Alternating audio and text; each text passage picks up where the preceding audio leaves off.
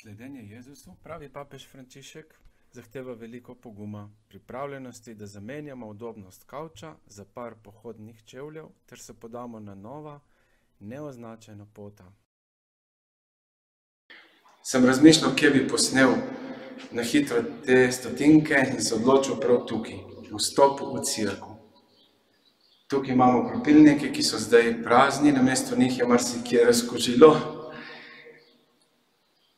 Zadaj klopi, ki so bile prazne, prav zadaj za oltarjem je pa kaj? Apsida.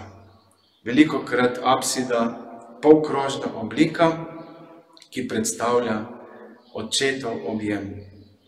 Iz leta v leto vidim, da je to tisto, po čemer ljudje danes dostikrat nezavedno hrepenimo. Hrepenimo po očetovi ljubezni. In Jezus pravi, tisti dan boste spoznali, da sem jaz v očetu. Kaj to pomeni? Sem tam in vi ste z mano tudi tam, da sem jaz v očetu in vi v meni in jaz v vas. Tisti dan boste spoznali, po čem ste pravzaprav hrepeneli, pa tega niste niti vedeli. Bi lahko rekli, če me ljubite, boste lahko vstali z kavča in prišli v ta očetov objem. Če me ne ljubite, bo pa težko. Kavč ali cerkev. V tem času smo tudi sam dostikrat na preizkušnji, da tiste jutranje minute za brevir, za Božjo besedo namenim kar na kavču. Je tako udobno, ni se treba niti obuti, obleči. In vendar sem imel cerkev čisto blizu, privilegij, in se je bilo treba odločiti. Zdaj se spet vračamo v cerkev in je tako velika priložnost, da bomo odslej drugače prišli v cerkev. Se sploh vprašali, zakaj, čemu, kaj predstavlja. Kavč ali cerkev? Na kavču sem sam.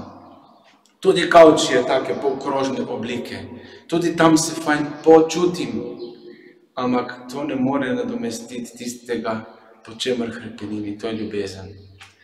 Če me ljubite, boste zapustili kavč. Če me pa ne ljubite, ga boste težko zapustili. In katere polkrožne oblike bomo sedaj iskali?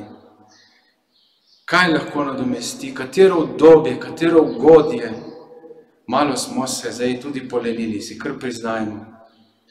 Na kavču je zadovoljena naša narava, v cerkvi pa je zadovoljena naša duhovna narava.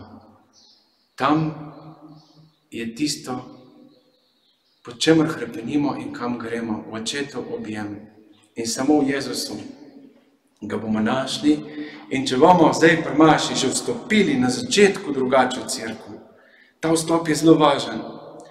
Ko se usedem v klop, da imam pred sabo to apsido, do nje pa se pride čez daritev, skozi smrt in ostajenje Jezusa Kristusa, se znajdemo v njem in ko prejmemo pohajilo, sem se že znajdel v njem.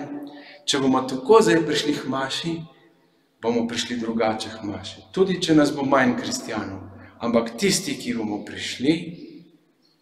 prišli drugače in bomo tega Jezusa, ki je že v očetovi ljubezni, tudi izžarevali drugim ljudem, ki hrepenijo, tako zelo hrepenijo, niti ne vejo po očetovi ljubezni. In lahko dovolimo Jezusu, da preko nas razodene ljudem ta očetov objem. To je pomembna stvar.